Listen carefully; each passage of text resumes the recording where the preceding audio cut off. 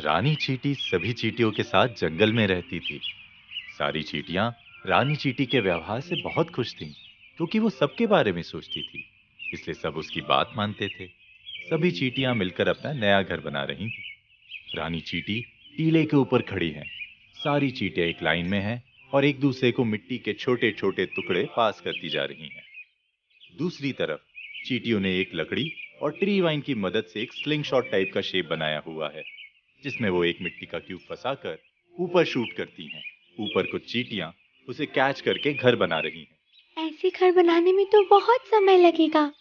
सही कहा, पर इसी तरह मन लगाकर काम करने से जल्द ही हमारा घर तैयार हो जाएगा। फिर हम उसमें आराम से रह सकेंगे। ये भी तो सोचो। ये बात तो सही है। घर बनने के बाद तो आराम ही आराम है। दोस्तों, काम पर लग जाओ।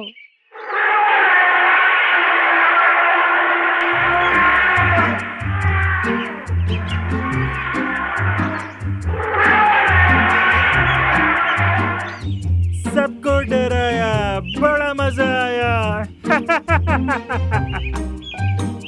ये है अप्पू हाथी। ये भी इसी जंगल में रहता है, जो बहुत शैतान था और सभी जानवर उसकी शैतानी से परेशान थे। हम देखते हैं एक बंदर पेड़ में बैठा हुआ है। हाथी पेड़ के नीचे से गुजर रहा है और अपनी सूंड से पेड़ की डाल को खींच के छोड़ देता है, जिससे बंदर एक दूसरी डाल से टकराकर नीचे आराम कर रहे एक भेड़िए पर गिरता है। अप्पू उन दोनों पर हंसता है। अप्पू, तुम्हें दिखाई नहीं दे रहा? हम यहाँ खेल रहे थे। अप्पू की शैतानियाँ रोज रोज बढ़ती ही जा रही हैं। इसने मुझे भी पेड़ से गिरा दिया। हाँ तो क्या कर लोगे? ये मेरा जंगल है, मैं जो चाहूँ वो करूँगा। ये जंगल जितना तुम्हारा है उतना हमारा भी है अप्पू, याद रखना। लेकिन अप्पू अपने घमंड में चूर था और उसने किसी की बात नहीं सुनी और नहाकर वहां से चला गया। इधर चींटियों का घर बन चुका था और वो अब अपने लिए खाना इकट्ठा कर रही थी। तभी अप्पू वहां आता है। हम देखते हैं सारी चींटियां वैसे ही एक दूसरे को खाना पास करती हैं और वो खाना टीले के अंदर डाल रही हैं। इतनी मेहनत, वो भी ऐसा घर बनाने के लिए? अरे तुम्हारा घर तो इतना कमजोर है कि मेरे सूंड के एक वार क्या, एक फूंक से उड़ जाएगा।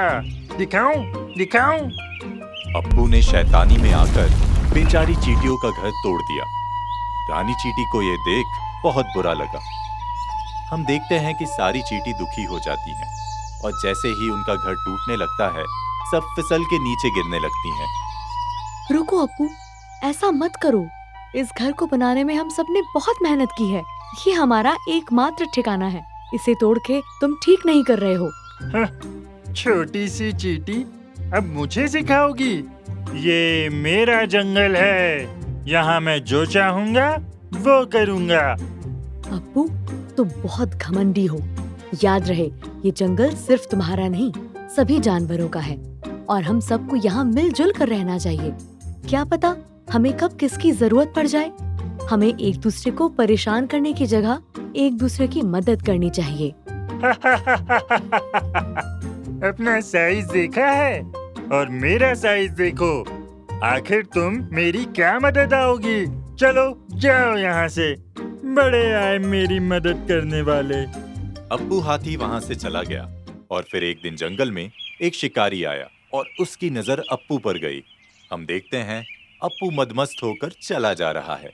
रास्ते में एक पेड़ से वो खुजली करता है, जिससे पेड़ हिलता है और पेड़ में बना चिड़ियों का घोंसला नीचे गिर जाता है।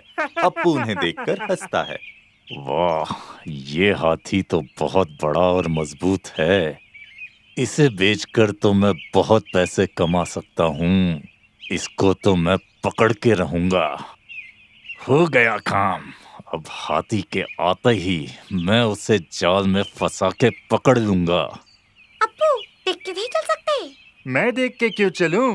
तुम देख के खेलो। बचाओ बचाओ! अब आया ना हाथी जाल के नीचे। अप्पू शिकारी के जाल में फंस चुका था। शिकारी उसे चुपके देख ही रहा था। तभी अप्पू की आवाज सुनकर रानी चींटी वहां आती है और उसकी नजर शिकारी पर पड़ती है। अप्पू को फंसा हुआ देख उसको दया आ गई। रानी चींटी ने अप्पू की मदद करने की सोची। रानी चींटी अप्पू के पास जाती है। अप्पू मेरे दोस्त, तुम घबराओ मत, मैं आ गई हूँ। मैं तुम्हारी मदद करूंगी और तुम्हें यहाँ से निकाल लूंगी। और रही इस शिकारी की बात, तो इसको तो हम मजा चखा देंगे। चलो साथियों। अरे बचाओ, कोई बचाओ इन चींटियों से, बचाओ। ये तो मुझ शिकारी का ही शिकार कर रही हैं, बचाओ। शिकारी के भागते ही रानी चींटी अप्पू के पास आती है। शिकारी तो चला गया, लेकिन मैं इस जाल से बाहर कैसे निकलूंगा?